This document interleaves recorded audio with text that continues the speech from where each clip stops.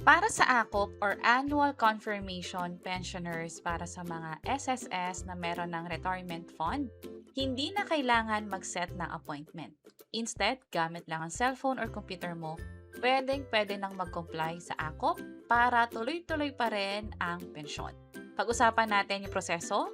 By the way, kung first time mo sa channel na to and gusto mo pa ng mga online tutorial videos katulad nito, please click the subscribe button. Ngayon ng March 2026, nilaunch na nga ng SSS yung facial authentication para sa mga pensioner. Pwede ito gawin sa mismong website ng SSS. That's sss.gov.ph. Bali, ito yung website niya. Kung gamit nyo yung computer ninyo or malapad, yung nakikita ninyo like sa tablet, i-click nyo lang tong Submit AKOP Compliance. Pero kung gamit nyo naman na yung cellphone ninyo, i-open nyo yung Chrome, pumunta sa website, sss.gov.ph, scroll down lang kayo kasi nandito sa bandang baba yung Submit AKOP Compliance.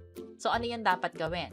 May mga question dito na dapat natin sagutan at para mas malaki na rin yung view, laparan natin. Pero again, kung ang gamit nyo ay yung cellphone or tablet or computer, basta nasa tamang website kayo, pareho lang yung magiging proseso. Ang unang tanong ay, are you National ID System or PhilSys registered? Kapag yes, mag-proceed sa data sharing consent. Pero paano kung hindi ka pala nakapag-register sa National ID? Kapag no yung pinili natin, ang kailangan ay personal compliance or through representatives sa SSS branch mismo. So yun yung dapat nating malaman. Pero kung wala namang problema, meron kang National ID, i-click lang tong yes, scroll down, check itong I hereby, and then click proceed. I-enter lang dito yung SSS number at maging yung date of birth o kung kailan pinanganak. Pwedeng i-enter dito yung mismong buwan. Halimbawa, ganyan. And then, i-click itong submit. Kung sakaling hindi nag-match yung record, halimbawa, mali pala yung birthday, mali rin yung SSS number, possible ganito yung ma-encounter yung error.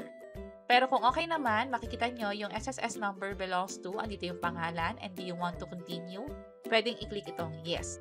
May mga pagkakataon na baka ganito naman yung error na makita ninyo. Early compliance is only allowed 2 months prior to member's birth month. Bakit ganito yung nakikitang error? Yung AKOP kasi is kahit nakakakuha na kayo ng pensyon, hindi naman kailangan na mag-undergo kayo nito or hindi kayo required na mag-annual confirmation sa SSS. Ayon na rin sa nakalagay dito, ito yung mga pensioner na required lamang sa AKOP. Yung mga pensioner na nakatira sa Pilipinas who are 80 years old and above starting March 2024. So, kung hindi ka pa 80 years old, like kaka-60 mo pa lang or 70 years old, hindi mo kailangan o hindi ka required dito. Pero kung pasok ka isa sa mga ito, dapat mag-comply. Retirement pensioners na nasa abroad, total disability pensioners, yung mga survivor or death pensioners o yung mga dependent children under guardianship na nakaka-receive ng pensyon. So, sila yung mga kailangan na mag-comply sa AKOP ng SSS. At again, pwede yan gawin online. Ngayon, balikan natin yung proseso. Kung sakaling in-enter nyo na yung SSS number ninyo at allowed nga kayo mag-proceed, click nyo lang tong yes at have you been remarried. Tatanungin lamang kayo nito kung sakaling survivor pensioner kayo, ibig sabihin nakaka-receive kayo ng pensyon dun sa namatay na SSS member. And then kapag okay na, halimbawa no yung pinili ninyo o kaya walang ganitong tanong sa inyo, pwedeng ganito agad yung makita ninyo kung saan kukunan kayo ng picture or ng video. Tandaan na kapag may instruction na kailangan ilapit yung camera, tumingin sa kaliwa o sa kanan, kailangan sundin yon para makita yung liveness o yung actual na tao na kinukunan.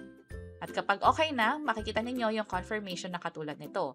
Ito yung halimbawa para sa mga nakakakuha mismo ng pensyon. Andito yung transaction number, kailan nag-comply, at ano yung schedule ng next na AKOP.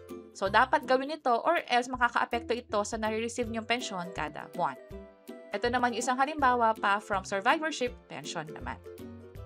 Linawin lang din natin na mahalaga na sundin ito kasi kung sakali na hindi kayo makapag-comply on time, sinasabi dito na masususpend yung nakukuha ninyong pensyon. Pero kung sakali makapag-comply kayo, babalik din naman yun at pwedeng abutin ng within 2 months. And that's it. Sana nakatulong tong video na to. Kung oo, pakiclick ang like button at para sa iba't ibang mga tutorial videos, pwede nyong i-check ito nasa baba. Sana makatulong and see you sa mga next videos. Bye-bye!